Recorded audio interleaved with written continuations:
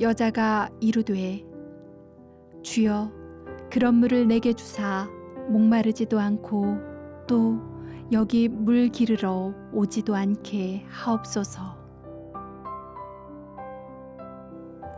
우리 주변을 살펴보면 예수 믿기 어려울 것 같은 사람들이 있습니다. 제가 만난 사람 중에서 예수 믿기 어려운 사람을 한 사람 꼽으라면 고3 때 담임 선생님을 들 수 있을 것 같습니다. 그분은 역사 선생님이었는데 어린 우리들의 눈으로 볼 때에도 역사를 줄줄이 꿰고 계신 분이었습니다. 역사를 많이 아는 사람들은 예수 믿기 그렇게 쉽지 않습니다. 기독교도 역사의 일부로밖에 보이지 않고 또 기독교가 역사에서 저지른 죄악들에 대하여서도 잘 알기 때문입니다. 몇 해 전 고등학교 졸업 30년을 맞아서 동창회가 열렸습니다. 고3 까까머리 아이들이 이제 중년이 되었고 선생님들은 모두 은퇴하고 연세가 많이 드셨습니다.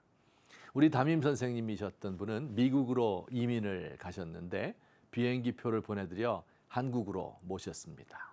동창회 자리에서 반갑게 인사를 나누었고 며칠 후 제 아내와 함께 선생님 머무시는 곳까지 찾아뵈었습니다. 큰절을 올리고 대화를 하는데 선생님이 가방에서 주섬주섬 무언가를 꺼내시는 겁니다. 이 커다란 성경책이었습니다. 그런데 그 성경책 맨 앞에 제 이름이 쓰여 있는 것입니다. 이거 자네가 준 선물인데 생각나나? 제 생각이 가물가물합니다. 고3 졸업을 하면서 제가 무슨 생각에서 그랬는지 모르겠는데 크고 두꺼운 성경책을 하나 사서 마지막으로 선생님에게 선물을 해드렸습니다. 바로 제가 드린 그 성경을 가지고 계셨고 또 미국에서부터 가지고 오신 겁니다. 그러면서 당신도 미국에 가서 예수를 믿고 시카고의 한 교회에서 안수 집사까지 받으셨다고 말씀하셨어요. 오늘 본문의 주인공인 사마리아 여인은 어느 모로 보나 예수님을 믿을 것 같지 않은 사람입니다. 우선 이 여인은 사마리아 사람이었습니다. 당시 유대인들은 사마리아인을 혼혈족이요 이방인과 같은 사람으로 취급하여 상종도 하지 않았습니다. 이 여인은 남자 5명과 차례로 살다가 이제 6번째 남자와 살고 있는 여자였습니다. 동네에서 손가락질을 당하고 따돌림 당하여 땡볕에 혼자 물을 길러 왔습니다. 불행한 인생이지요. 그는 큰 상처를 입고 아물지도 않은 곳에 또 상처가 나고 덧나서 마침내 아무런 감각이 없이 살아가고 있었습니다. 삶의 의미도 소망도 없이 그저 먹고 살아야 하니 물을 길어야 하고 집에 돌아가서 밥 끓여 먹고 남자와 살을 섞고 아이를 키우고 사는 것뿐입니다. 먹고 살 일이 급하고 바쁘기 때문에 종교에 대하여는 생각할 여유도 없어 보입니다. 그런데 놀라운 사실은 이 비천하고 불행한 여인도 자신의 영혼에 큰 관심을 가지고 있었다는 것입니다. 예수님이 보통 분이 아니라는 것을 알자마자 예수님께 이렇게 물었습니다. 우리 조상들은 이 산에서 예배하였는데 당신들의 말은 예배할 곳이 저 예루살렘에 있다고 합디다. 어디서 예배하면 좋을까요? 어디서 하나님을 찾으면 만날 수 있을까요? 이런 질문을 했습니다. 그렇습니다. 이 세상의 모든 사람들은 영적인 갈급함을 가지고 하나님을 찾고 있습니다.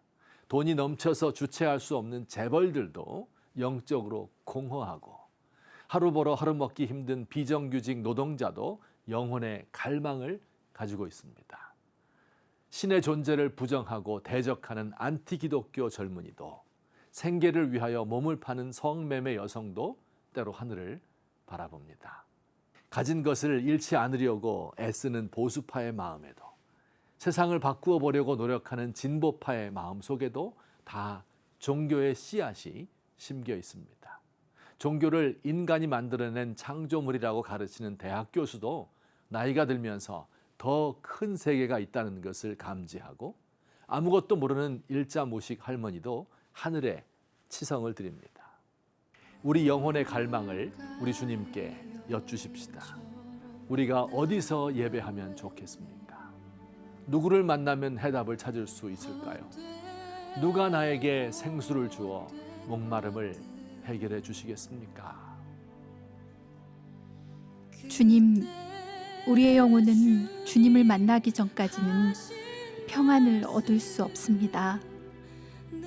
오늘도 고요히 앉아 주님의 임재를 바라며 기다립니다. 우물가에서 여인을 만나 그에게 생수를 약속하신 것처럼, 그녀의 마음을 꿰뚫어 보신 것처럼 저를 만나시고 말씀해 주시기 간절히 원합니다.